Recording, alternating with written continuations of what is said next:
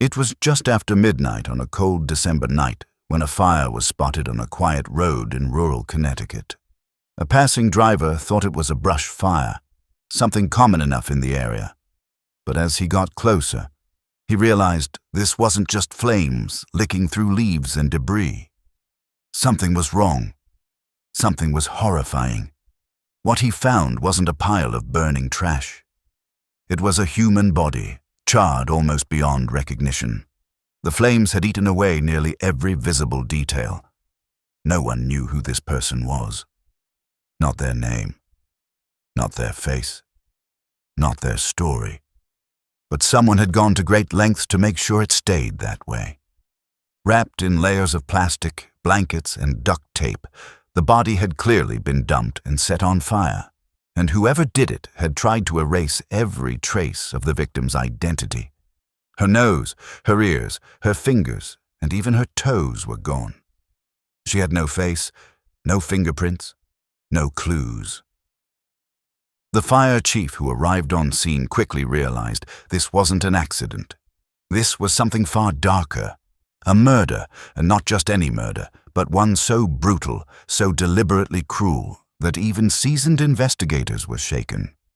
But the killer made one mistake, and that small oversight would open the door to an investigation filled with hidden identities, disturbing secrets, and the relentless search for justice for a young woman who deserved so much more. Her name was Rebecca Koster, just 24 years old, a nursing assistant from Long Island, New York. She still lived with her parents, Larry and Barbara, and spent her days caring for developmentally disabled adults. A job that made her proud. A job that made her mom feel like she had done something right. Rebecca was bubbly, full of life, and always smiling. She had dreams, friends, and a close relationship with her family, especially her mother. They were more like best friends than mother and daughter. They talked constantly, shared stories, and laughed easily. Rebecca was the kind of person who lit up a room, the kind who never thought anything truly bad could happen to her. The last time her mom saw her, Rebecca was trying to steal a few French fries from her brother. It was a normal night, light-hearted. She said she was going out with her best friend and her boyfriend, Dan. Just a quick hangout, nothing wild. She promised she'd be back in time to rest before her next shift. Dan, her boyfriend, was still fairly new in her life. The relationship hadn't gotten serious, at least not yet. Her family didn't know much about him. He seemed polite, quiet, maybe a little shy, but nothing about him raised red flags. Not then. When Rebecca didn't show up for work the next morning, her employer called the house. That was the first sign something was wrong. Her dad reported her missing right away, and the search began. A desperate attempt to find a daughter who had vanished without a trace in the middle of the night. At that point, no one imagined she had already been found. They just didn't know it yet. On the night of December 3rd, Rebecca Koster went out like she said she would. She met up with her best friend Nicole and her boyfriend Dan. They spent the night hanging out at a local bar called Butcher Boy, a place they'd been to before. Nothing about the evening stood out, at least not at first. Security cameras later showed the group having drinks, chatting, and laughing. But there was one thing that caught investigators' eyes later. A man sitting near them. Someone not part of their group. He wasn't interacting much, but he was paying attention. Watching. At some point, this man struck up a quiet conversation with Rebecca. He even took her phone and appeared to type something into it. What exactly they talked about, we'll never fully know, but it was the beginning of a nightmare.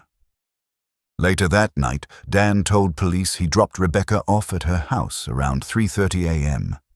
He said he even walked her to the door to make sure she got in safely. After that, he claimed, he never saw her again.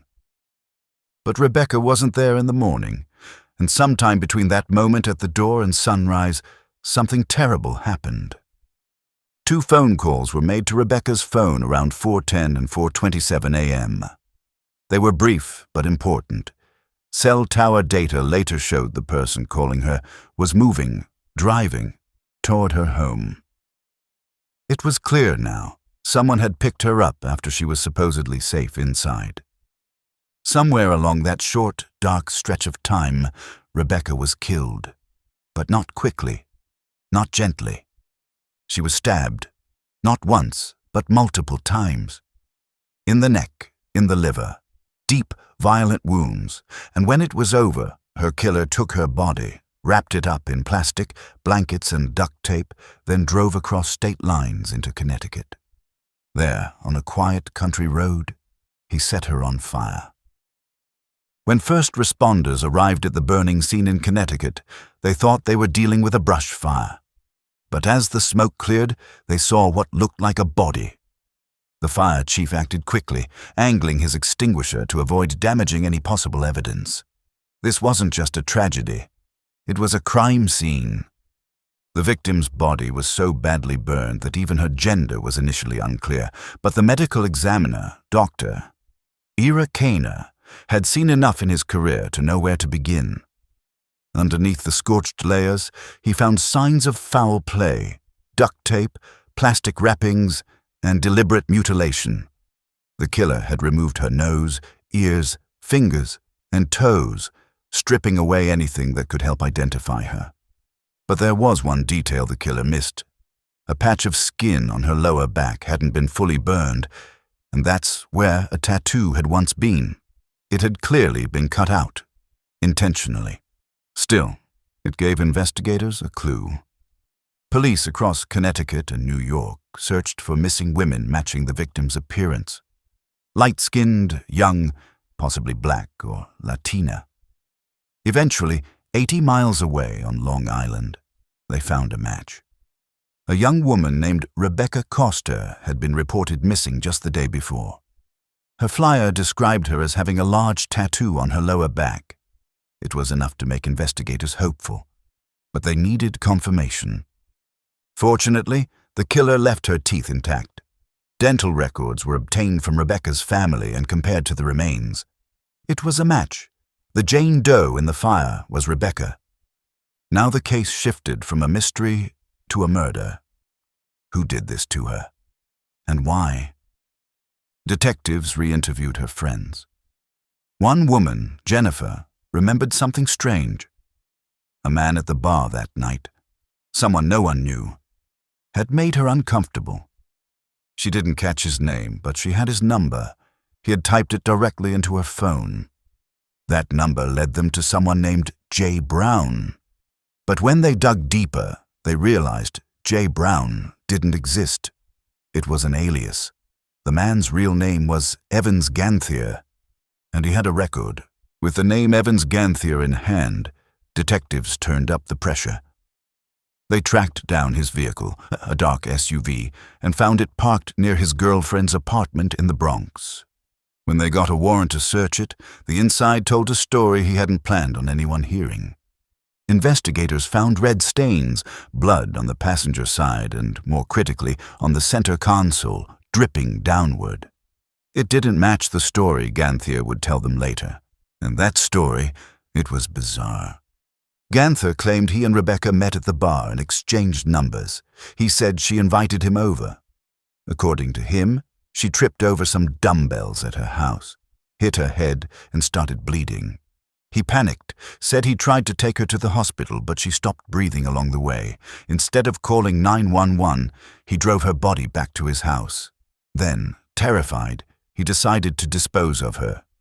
He admitted to wrapping her body, driving to Connecticut, and setting her on fire, but insisted it was all a tragic accident. He denied stabbing her, denied intentionally killing her. But the evidence told a different story. Rebecca had multiple stab wounds in the neck and liver. She had an air embolism in her heart, indicating she was alive when some of those wounds were inflicted.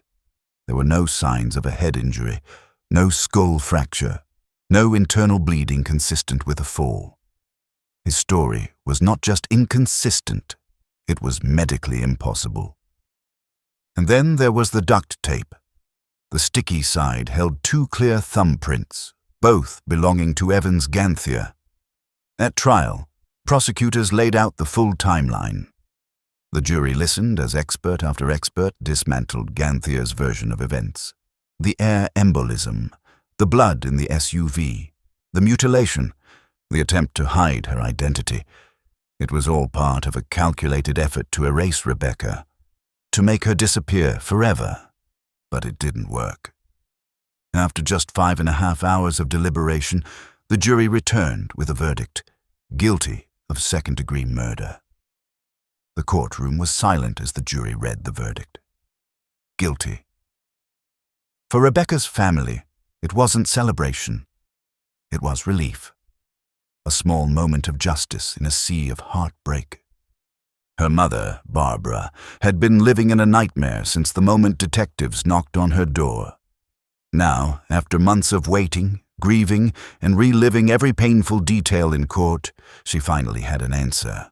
The man who took her daughter's life would not be walking free, but justice doesn't bring a loved one back. Rebecca's father, Larry, struggled to make sense of it. His daughter, bright, caring, full of life, was gone forever.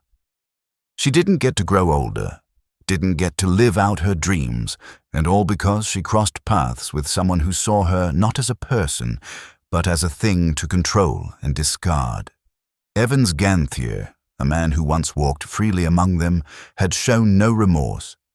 In interviews, he stuck to his made-up story, clinging to the idea that this was an accident.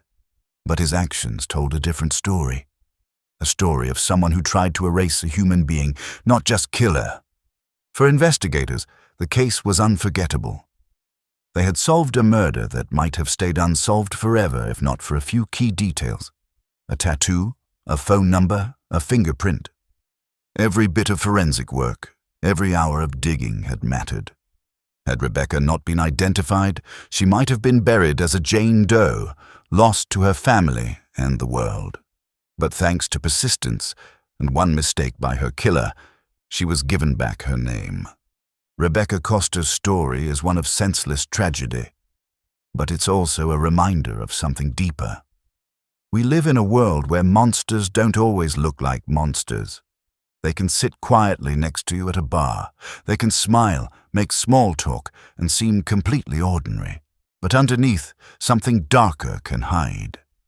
What happened to Rebecca wasn't just brutal. It was personal. Someone made the choice to silence her, erase her, and then try to move on like she never existed. But the truth has a way of surviving. And the people who loved her, her parents, her friends, the investigators who wouldn't give up, made sure she wasn't forgotten. In the end, justice caught up to the man who tried to hide what he did. It couldn't undo the horror. It couldn't heal the loss. But it could say, clearly and publicly, that Rebecca mattered.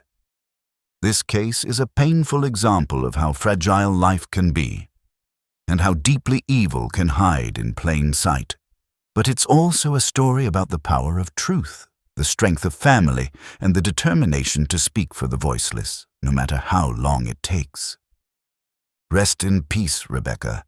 You are seen, you are loved, and your story will not be erased, will not be erased, will not